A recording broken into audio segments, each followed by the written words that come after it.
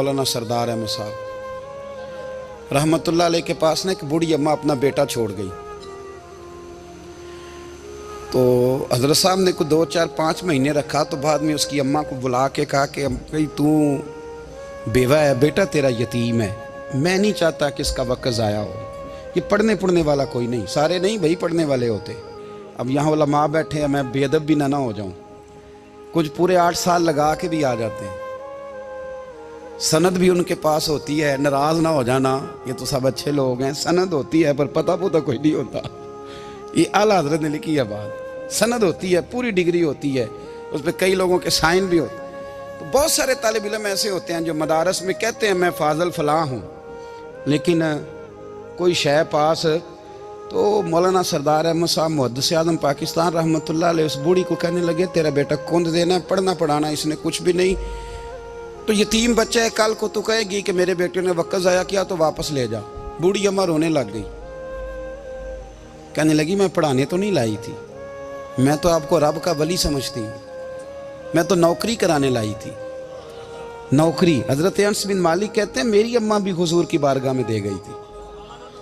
हुजूर की बारगाह में ये नहीं कहा था कि या रसूलल्लाह पढ़ा दें, हाँ हाँ मैं जिम्मेदारी से बात कर रहा हूँ। ये नहीं कहा था हुजूर मुजाहिद बना दें, ये थोड़ी कहा था कि या रसूलल्लाह सल्लल्लाहु ताला अलैहि वसल्लम से मुफस्सिर मुहद्दिस मुहक्किक मुफ्ती बना दें। हज़रत अनस की अम्मा कह गई थी सोनिया जब तक ये रहेगा ना आपकी नौकरी करेगा, ये घर के काम काज करेगा, ड्यूटी करेगा, हुजूर ये आपकी नौकरी करेगा। तो मेरे महबूब ने फिर दुआ कर दी, अल्लाह इसे बरकत अता फरमा। तुम समझता है खिदमत वाला खाली रह जाता है? जितना जायका खिदमत वाले को मिलता है, जो उसके नसीब में आता है, वो किसी का नसीब कहां भाई। हजरत अनस कहते हैं हुजूर ने दुआ कर दी, बरकत की। मुझे तो खेती बाड़ी आती भी नहीं थी, पर लोगों के बाग में साल में 1 दफा फल लगता था, मेरे बाग में 2 दफा लगता था। हुजूर ने दुआ कर दी अल्लाह इसे औलाद दे। फरमाते हैं मेरे बेटे, मेरे पोते, मेरे नवासे, मेरी बेटियां, फरमाते हैं मैं जिंदा हूं और मेरी 100 औलादें मौजूद हैं। परेशान हो गया 100 सुन के बच्चे 2 ही अच्छे, 100 औलादें मेरी मौजूद हैं। हजरत अनस बिन मौलाना सरदार अहमद साहब के पास ना छोड़ गई बच्चा, कहने लगी हजरत जी मैं को पढ़ाने के लिए थोड़ा छोड़ गई हूँ, मैं तो इसलिए छोड़ के गई हूँ कि आप मेहरबानी करें, खिदमत कराएं। तो हजरत जी कहने लगे कोई ऐसा काम ही नहीं, खिदमत वाला क्या कराऊं। कहने लगी पट्ठे पवा लिया करो जी। उन लड़ पेंदे ने, कहने ने बच्चे काम कर दें मदरसे का। हालांकि अब कहाँ बच्चे काम करते हैं, अब तो गुजर गया दौर, अब तो बच्चे काम कराते हैं। अब बच्चे भी नाराज हो रहे हैं, घूर घूर के देख रहे हैं। सही पह रहा हूँ आपको, बच्चे काम कराते हैं, बच्चे कहाँ काम करते। कहने लगी ये चारा डाले करेगा आपकी भैंसों को। तो हजरत ने उसको कहा कि बीबी चारा मेरी भैंसों को डालने के लिए मैंने बंदा रखा हुआ है, तो तू जा ले जा। कहने लगी हाथ बांध के हुजूर मेहरबानी करें रख ले, चारा डालेगा। और पुत्र तवज्जो से चारा डालना हजरत की भैंसों को।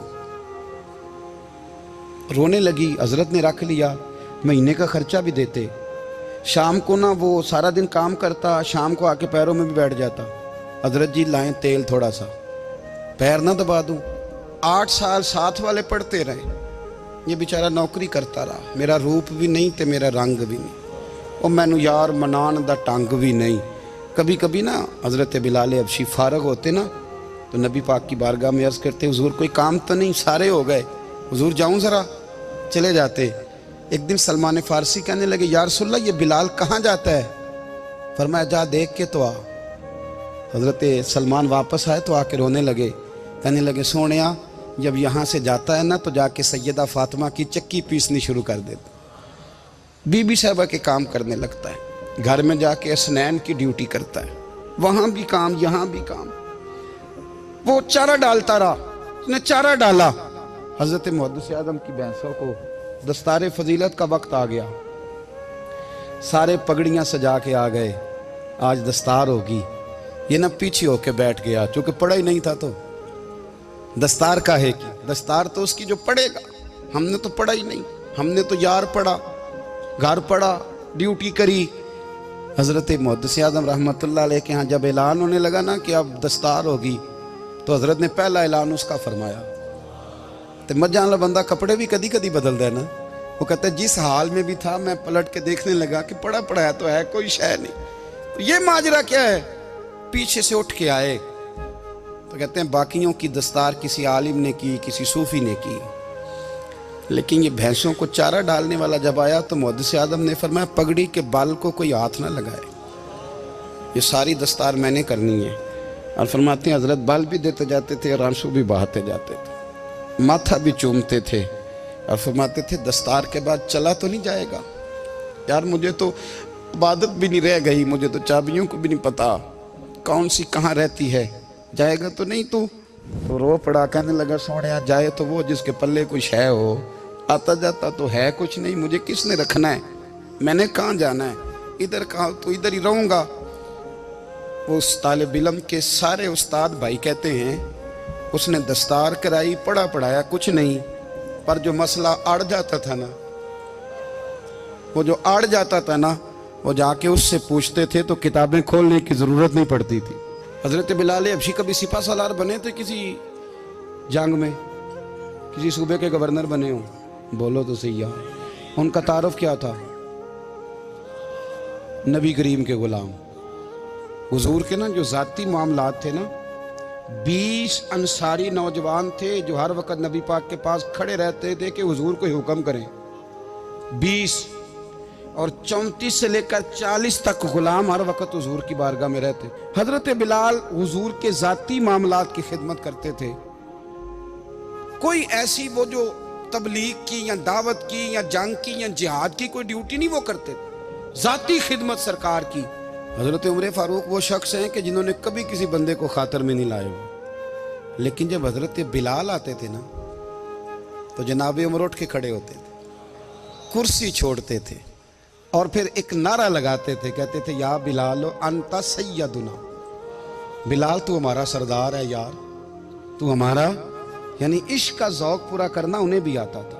इसलिए मेरा मशवरा है, मेरी राय है, और जो मेरा हुक्म मानने वाले हैं उनके लिए मेरा हुक्म है कि ज़ौक ना कभी भी ख़राब करना, कभी भी ना ज़ौक ना ख़राब करना, अपना लुत्फ़। मैंने कई दफ़ा, मैं पहली दफ़ा मदीना शरीफ हाज़िर हुआ तो एक बाबा जी मेरे आगे आगे थे, तो उनको ना धक्के मार रहा था। वो सामने खड़े होते हैं ना, अल्लाह खैर फरमाए, अपनी अपनी ड्यूटियाँ ना, उनकी भी एक ड्यूटी है ना जी। तो वो धक्के मार रहा था तो बाबा उसे कह रहा था तेरी खैर होवे पहरेदारा, रोजे दी जाली चुम लैन दे। उन्हें फिर धक्का मारिया तो फिर उन्हें कहता तेरी खैर होवे पहरेदारा। मैंने, वो बिल्कुल अनपढ़ बाबा जी थे, पर मुझे उन्होंने बहुत बड़ी बात समझा दी, मैंने उनसे बड़ा सीखा, मिंबर पे जिक्र कर रहा हूँ। वो तीसरी दफा फिर धक्का मारा, तेरी खैर होवे पहरेदारा, रोजे दी जाली। तो बाबा जी बाहर निकल आए तो मैं भी पीछे निकल आया। तो मैंने कहा बाबा जी यहाँ कुछ इन्होंने बांग्लादेशी और हिंदुस्तानी भी रखे हुए हैं, पर ये तो अरबी था खालस। ਉਹਨੂੰ ਕਦੋਂ ਤੁਹਾਡੀ ਵੀ ਸਮਝ ਆਉਂਦੀ ਸੀ? ਤੁਸੀਂ ਪੰਜਾਬੀ ਦਾ ਸ਼ੇਰ ਸੁਣਾਈ ਜਾ ਰਹੇ ਹੋ। ਕਹਿੰਦੇ ਪੁੱਤਰ ਮੈਨੂੰ ਵੀ ਪਤਾ ਹੈ ਉਹਨੂੰ ਨਹੀਂ ਸਮਝ ਆ ਰਹੀ, ਪਰ ਮੈਂ ਤੇ ਆਪਣਾ ਰਾਂਝਾ ਪੈ ਰਾਜ਼ੀ ਕਰਦਾ ਸਾਂ। ਮੈਨੂੰ ਪਤਾ ਹੈ ਉਹਨੂੰ ਕੱਖ, ਉਹ ਯਾਰ ਅਸੀਂ ਰਾਂਝਾ ਵੀ ਤੇ ਰਾਜ਼ੀ ਕਰਨਾ ਹੈ कि नहीं, कि सारी जिंदगी किलो काल के झगड़े में पड़े रहना। ऐ इश्क तेरे सदके जलने से छुटे सस्ते, जो आग बुझा देगी वो। और एक जगह पे आला हजरत कहते हैं जान दे दी वादा दीदार पर, हमने जान दे दी। हाँ, खाली उसने वादा किया था कि आऊंगा, आया नहीं था, पर जान हमने पहले दे दी। तो इसलिए ना ज़ौक़, शौक़, प्यार, वारफ्तगी, मोहब्बत असातिज़ा के लिए, बुज़ुर्गों के लिए, उलमा के लिए, मशाइख के लिए, बड़ों के लिए ना ज़ौक़ ना कभी ख़राब होने पाए। अल्लाह आपको सलामत रखे। और कुछ दुआएं मैंने दे दी हैं, कुछ अल्लाह जानता है मेरे दिल में है, वो मैं देता रहता हूँ। अल्लाह आपको हमेशा शाद व आबाद फरमाए। तो दोस्तों आज के लिए बस इतना ही। अगर आपको वीडियो पसंद आया हो तो वीडियो को एक लाइक और चैनल को सब्सक्राइब करना मत भूलना, और कमेंट में ज़रूर बताना आपको वीडियो कैसा लगा।